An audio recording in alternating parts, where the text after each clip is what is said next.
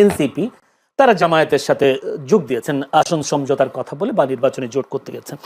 এই বিষয়টা হঠাৎ করে আসার পর সারা বাংলাদেশে একটু মানে আলোচনার কেন্দ্রবিন্দু হয়ে পড়েছে।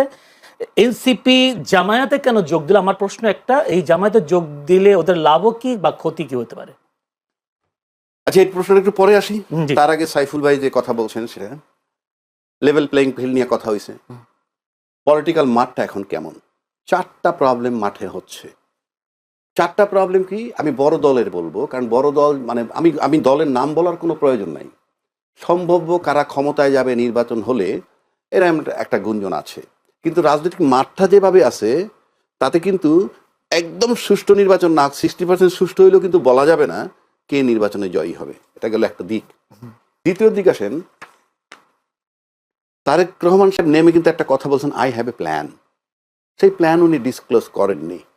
সেটা যখন করবেন আমরা হয়তো জানতে পারবো, এবং সেটা তাকে নির্বাচনের আগেই ডিসক্লোজ করতে হবে আমি মনে করি। কারণ তা নইলে আপনি আই হ্যাভ এ প্ল্যান বইলে এই শব্দের উপরে তো আমি নিয়মের কথা বলছি, এই শব্দের উপরে আমি কেন ভোট দিব? কথার কথা বলছি। আপনাকে প্ল্যানটা ডিসক্লোজ করতে হবে if you want to attract the voters. সেই কারণে এবার আসেন মাঠে কি হচ্ছে। নাম্বার 1, বড় দলের ট্রাবল, মনোনয়ন পুনর্বহাল নিয়ে আন্দোলন। মানে কিছু লোকের মনোনয়ন দিছিল, এখন আবার অন্যত্র দিয়ে দিছে। সেই আন্দোলন আমি কালকে লোহাগাড়ায় দেখেছি। অর্থাৎ মনোনয়ন পুনর্বহাল করো। তাহলে মনোনয়ন পুনর্বহাল যে করতেছে সে তো ওই বড় দলেরই একটা অংশ। এটা একটা ট্রাবল।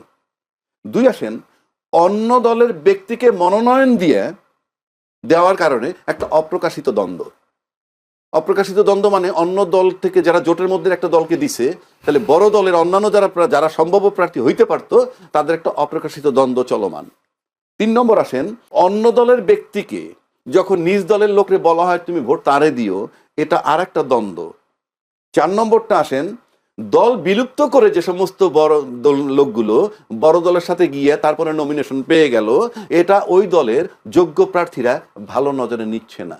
অর্থাৎ আপনি যদি এখন দেখেন পলিটিক্যাল লেভেল প্লেইং ফিল্ড আমরা একটা টার্মে বলি, আসলে 2টা টার্ম, একটা হলো অ্যাডমিনিস্ট্রেটিভ, একটা পলিটিক্যাল। তাহলে এই যে পলিটিক্যাল লেভেল প্লেইং ফিল্ড কিন্তু এই দলের নিশ্চিত করতে হবে এখানে অ্যাডমিনিস্ট্রেশন কাজ করবে না রাষ্ট্রের।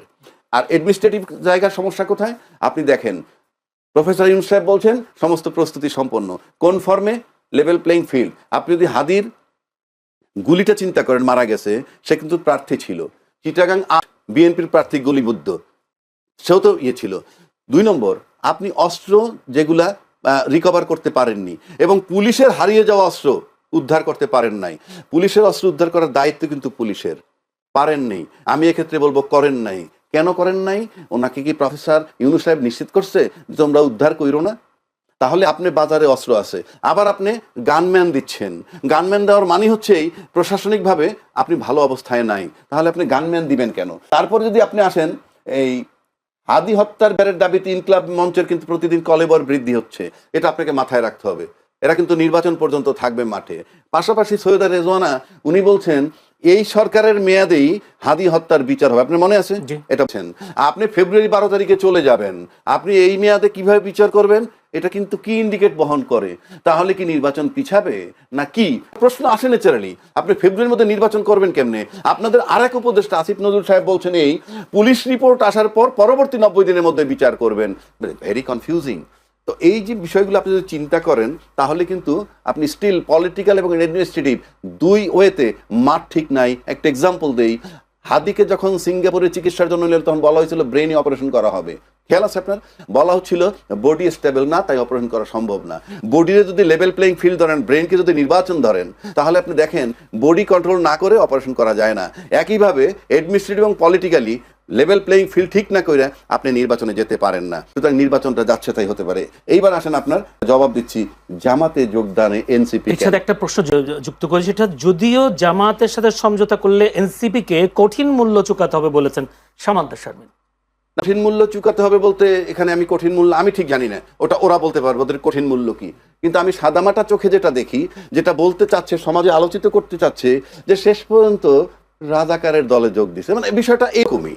আপনি যদি সিম্পল আসেন, বাংলাদেশে যে দুই দ্বিদলীয় শাসন আমরা দেখে আসতেছি দীর্ঘ 53-54 বছর, আর যদি 90-এর পরের থেকে ধরি তাইলে আপনি মনে করেন 35 বছর, এই 35 বছর কিন্তু দ্বিদলীয় শাসন, হয় আমি ক্ষমতায় নয় উনি ক্ষমতায়, এই কায়দায় চলে আসতেছে। এই দ্বিদলীয় শাসনে জামাতকে ব্যবহার করেনি কে? জামাতকে মন্ত্রী বানানো হয়েছে, এরশাদ পতন আন্দোলনকে জামাতকে সাথে নেওয়া হয়েছে কি? নাই। আচ্ছা, এইবার আসেন, জামাতে দায়িত্বশীল দুজন মুক্তিযোদ্ধা যোগ দিয়েছেন, একজন মেজর আখতারুজ্জামান আর একজন কর্নেল অলি সাহেব। আচ্ছা, এখন কি কর্নেল অলি সাহেব আর আখতারুজ্জামান সাহেব ওনারা কি রাজাকারে রূপান্তরিত হইলেন, না ওনারা দুইজন যাওয়ার পর জামাত মুক্তিযুদ্ধ হয়ে গেল? সহজ ভাষায় যদি বলি, সব দলের ভিতরে রাজাকার মুক্তিযোদ্ধা সব আছে, আপনি নিশ্চিত করে বলতে পারি। সুতরাং আপনার এই 53-54 বছর পর মুক্তিযুদ্ধের পক্ষ শক্তি বিপক্ষ শক্তি এই আলোচনা আর চলবে না, কারণ সব দলের সাথেই জামাত যদি আলু হিসাবে মিশতে পারে বা আপনারা নিতে পারেন, তো এনসিপি জামাতের সাথে মিশলে দোষটা কেন? কারণটা কি?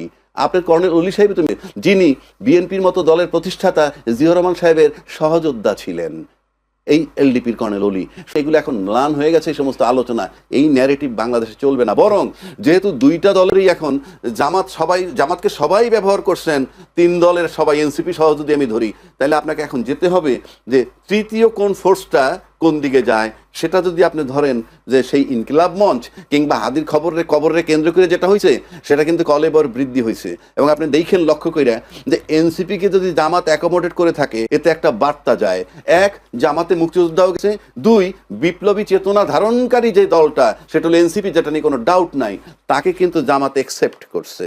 তো এই একসেপ্ট করলে জামাত, এনসিপি এবং তার সাথে যদি আপনি মুক্তিযোদ্ধা মঞ্চ নিয়ে আসেন, আর সরি ইনকিলাব মঞ্চ নিয়ে আসেন, তাহলে এটা কিন্তু একটা বার্তা যায়। সবশেষে যেটা আমি বলবো, আপনি এত কিছুর পরেও নির্বাচন যদি পরিশুদ্ধ হয়, আমি 60% শুদ্ধ বলছি, তাও যদি হয়, নির্বাচনের মাঠে কঠিন লড়াই হবে, কারো বিজয় নিশ্চিত, এটা ভাবতে পারবেন না। তারপরে আচ্ছা ঠিক আছে, এখানেই থাকি।